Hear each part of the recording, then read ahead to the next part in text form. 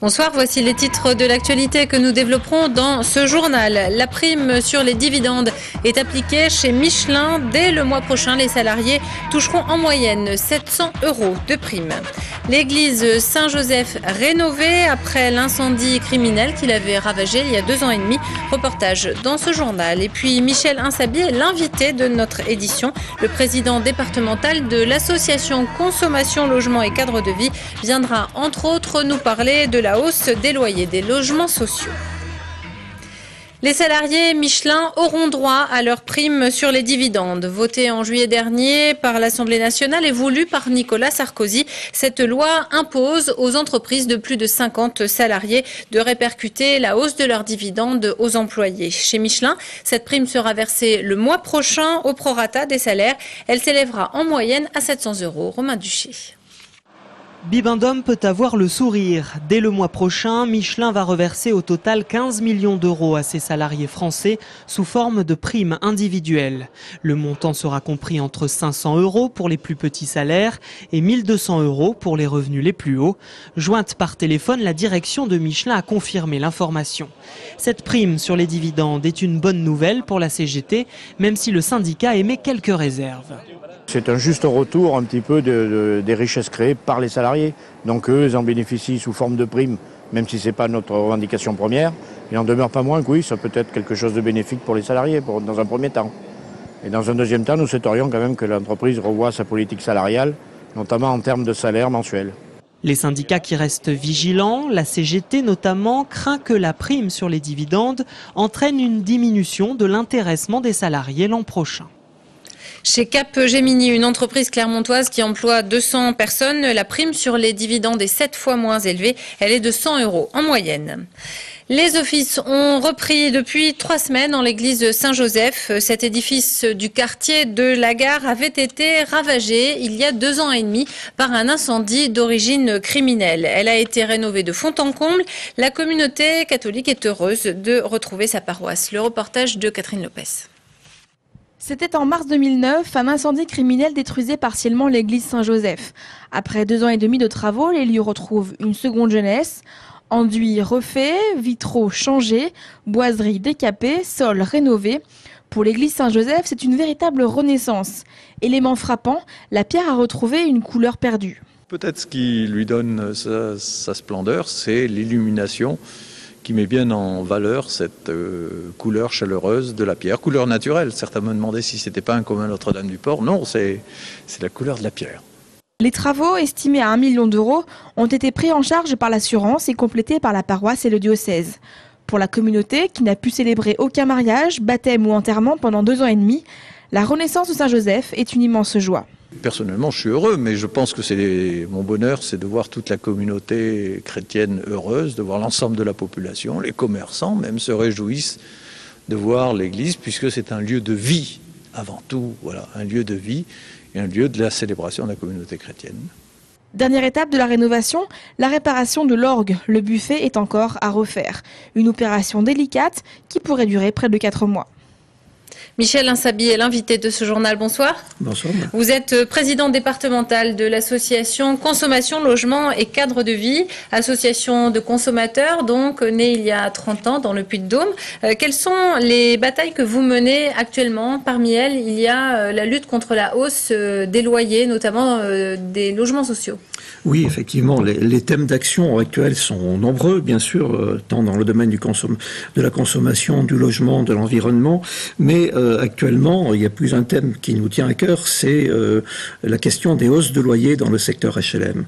C'est au mois d'octobre que tous les bailleurs sociaux sont amenés à voter, c'est le conseil d'administration qui vote ou pas les hausses de loyers pour l'année suivante. Oui. Et donc l'ensemble des bailleurs de la place, l'ensemble des conseils se sont réunis ces derniers jours et nos représentants dans ces conseils d'administration ont appelé leurs collègues membres des conseils à geler les loyers. geler les loyers. Pourquoi ? Parce qu'il y a une telle paupérisation actuellement dans le logement social. Les locataires subissent des problèmes venant de toutes parts. La hausse des charges locatives, le prix du gaz, de l'électricité, la hausse des mutuelles dans les prochains jours, oui. Les revenus des locataires qui ne progressent pas, les retraites qui progressent bien moins vite que les loyers. Pourtant, etc. Ces hausses de loyers, elles sont réglementées depuis décembre 2010. Bien, elles sont réglementées effectivement depuis décembre 2010, effectivement. Mais pour 2012, par exemple, l'IRL, qui est l'indice de référence, autorise une hausse maxi, et j'insiste sur le terme maxi, de 1,9%. Oui. Mais pour les locataires, ces hausses cumulées avec celles des années passées, tout ça devient insupportable. Je vous citerai l'exemple d'une de nos adhérentes du plateau Saint-Jacques qui me disait ces derniers jours, j'ai été contraint de vendre mon congélateur et ma machine à laver la vaisselle, je ne m'en sors plus. Donc 1,9 rajouté à toutes les autres hausses, ça devient insupportable. Et alors même que le taux d'impayé augmente plus 6% au niveau national. Les taux d'impayé augmentent de manière significative au niveau national. C'est bien la preuve que les difficultés sont réelles. D'ailleurs, le dernier congrès de l'Union sociale pour l'habitat, le président résumait dans son introduction toutes les difficultés rencontrées par les locataires. Donc c'est bien un élément qui est connu de par nos bailleurs. Laurent Wauquiez, le ministre, a déclaré aujourd'hui vouloir réserver une partie des logements sociaux à ceux qui travaillent. Quel est votre commentaire ? Mais nous, ce qui nous semble important, c'est que dans les logements sociaux, il y a une mixité qui s'opère. Et les mesures prises ces derniers temps, où le gouvernement a rabaissé les plafonds pour avoir accès au logement social, et de ce fait-là, limiter l'accès. S'il dit qu'il faut que les gens qui travaillent puissent y avoir accès, il faudra certainement revoir les plafonds, revoir la réglementation. Si enfin, le secrétaire d'État au logement, ou le ministre, pardon, là vous faites référence au ministre Laurent Wauquiez, reconnaît que l'accès au logement social doit être ouvert aussi aux gens qui travaillent, c'est une très bonne chose. Nous nous en réjouissons. Alors, deuxième volet de votre action actuellement, ce sont les honoraires des syndics de copropriété. Vous dénoncez les différences de pratiques et les abus en la matière. Mais effectivement, je vous citerai quelques exemples dont j'ai pris quelques notes.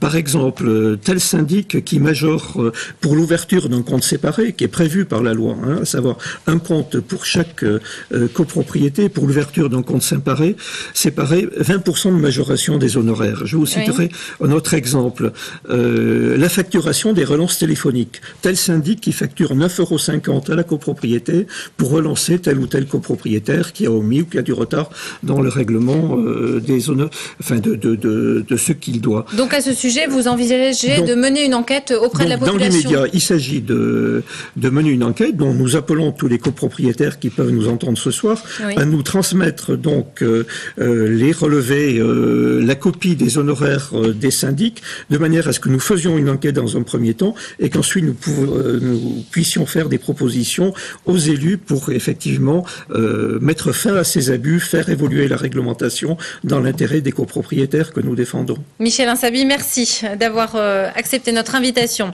Et si les jeunes enfants s'intéressaient à la peinture, c'est ce que propose le musée d'art Roger Quillot pendant ses vacances d'automne. Les 2-3 ans ont participé cette semaine en compagnie de leurs parents à un atelier spécialement conçu pour eux. Il allie la pratique et la découverte du musée et de ses œuvres. Voyez le reportage de Julia Lepère. Jolie princesse. S'habiller en princesse pour ressembler à celle du tableau. C'est sous cette approche ludique qu'une dizaine d'enfants et leurs parents ont pu découvrir les œuvres du musée Quillot. Des tableaux impressionnants pour la plupart, datant du XVIIe et XVIIIe siècle, mais rendus plus accessibles aux petits grâce à des ateliers. C'est un moment aussi de visite, de découverte sensorielle. Donc là, on leur a présenté les tissus que portaient donc, tous ces hommes et femmes qu'on voit dans l'exposition, pour que donc essayer de découvrir les peintures autrement que simplement par le regard. Le toucher et l'ouïe sont donc à l'honneur, des sens surtout utilisés lors du dernier atelier, celui de la conception. L'idée est de décorer un masque avec les matériaux utilisés au XVIIe siècle. Il reste quand même quelques anachronismes. Des plumes, des petites boules, Un lapin et une fleur. C'est pour maman, elle aime bien que je fasse ça. Des parents contents, c'est en effet l'avis général après l'animation. C'était l'occasion en fait de faire découvrir le musée aux petits, donc j'ai un petit garçon de 2 ans et demi, et de le faire découvrir de façon ludique. Donc pour lui permettre de connaître les lieux et puis comme ça il pourra revenir plus tard avec plaisir. Des animations sont aussi prévues les autres jours pour un public plus âgé et ce jusqu'à la fin des vacances. Renseignements et inscriptions au musée Quillot. Céramique vivante, c'est le titre d'une exposition qui mêle l'art et la science. Le microbiologiste Philippe Bouchard et le plasticien Jean-Michel Baraton confrontent leurs disciplines pour intéresser le spectateur à la biologie par des moyens détournés. L'objectif est d'interpeller le public sur l'existence du monde microscopique qui reste quelque peu mystérieux. Si nous existons, c'est grâce à ces milliards de petits objets, ces milliards de petites cellules qui ont des formes esthétiques très intéressantes. Donc c'était dommage de priver le public, de priver la plupart de nos contemporains de ce merveilleux bestiaire de formes, de ce merveilleux album d'art qui est disponible dans une seule goutte d'eau. L'exposition Céramique vivante est ouverte jusqu'au 25 novembre prochain à la bibliothèque Sciences et Techniques du campus des Cézaux. Avec un palmarès d'une 50aine de médailles en marche athlétique, Suzanne Loyer est une sportive reconnue au niveau international. Championne de France, d'Europe et du monde, cette sexagénaire beaumontoise a d'autant plus de mérite qu'elle est malvoyante, mais concourt dans le monde entier aux côtés des valides. Un portrait signé Johan Offray. À 64 ans, Suzanne Loyer est l'une des sportives françaises les plus titrées. Malvoyante depuis sa naissance, elle a remporté 29 médailles d'or en 45 ans de carrière. Un véritable exploit pour celle qui aime se rappeler de ses débuts. Mon plus beau souvenir, c'est mon titre de championne de France à Bordeaux. C'est pas un titre international, mais c'est un titre de championne de France à Bordeaux où j'avais pris 2 cartons rouges et qu'il a fallu gérer jusqu'à la fin pour pouvoir garder ce titre. Tout commence en 1966. À l'âge de 19 ans, Suzanne découvre la course à pied et les titres de championne de France. Mais pas à pas, elle se tourne vers la marche athlétique et continue de réussir. En 1997, sa vue s'affaiblit, pourtant elle refuse toujours de concourir en handisport. Maintenant, de toute façon, c'est trop tard, mais ça m'aurait été difficile, je pense, parce que ça m'aurait trop rappelé le handicap que j'ai. Et en fait, en évoluant avec des valides, je n'y pense pas et je me sens comme les autres. Désormais à la retraite, Suzanne Loyer s'entraîne chaque jour. À ses côtés, une personne importante et indispensable à sa réussite, Michel, son mari. Il est son guide lors des déplacements à l'étranger et s'occupe de la maison. Il reste néanmoins son premier supporter. Je suis content quand elle a de la réussite et je ne suis pas content quand elle en a pas. Je le lui dis d'ailleurs, elle trouve que je suis un petit peu sévère, mais je suis comme ça. Aujourd'hui, la sportive beaumontoise évolue toujours parmi les vétérans valides. Et tant que sa santé le permettra, elle marchera. Jusqu'en Finlande, où les prochains championnats du monde se dérouleront en 2012. C'est la fin de ce journal. Merci de votre attention. Dans un instant, la météo. Prochain rendez-vous avec l'info, ce sera demain dès 12h30 avec le Flash. Très belle soirée.